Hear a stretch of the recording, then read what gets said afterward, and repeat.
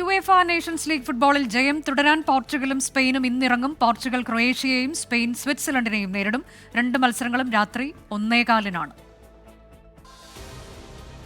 അപരാജിതരായിട്ടായിരുന്നു Cristiano റൊണാൾഡോയുടെ പോർച്ചുഗലിന്റെ UEFA Nations league quarter ഫൈനലിലേക്കുള്ള മുന്നേറ്റം. 5 കളിയിൽ 4 ജയവും 1 സമനിലയും.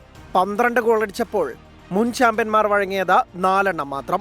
ക്വാർട്ടർ ഫൈനൽ യോഗ്യത ഉറപ്പിച്ചതിനാൽ അവസാന ഗ്രൂപ്പ് പോരാട്ടത്തിൽ Cristiano Ronaldo, Bruno Fernandes, Bernardo Silva തുടങ്ങിയ വമ്പന്മാർക്കെല്ലാം വിശ്രമം നൽകിയാണ് പോർച്ചുഗൽ ക്രൊയേഷ്യക്കെതിരെ ഇറങ്ങുന്നത്.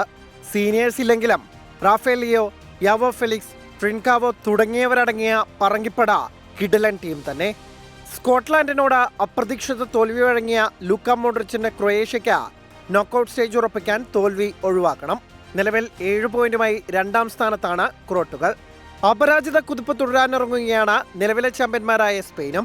ക്വാർട്ടർ ഫൈനൽ യോഗ്യത ഉറപ്പിച്ച ലാ റോജകളുടെ എതിരാളികൾ ആദ്യ ജയത്തോടെ മാനം കാക്കാനിറങ്ങുന്ന സ്വിറ്റ്സർലൻഡ്.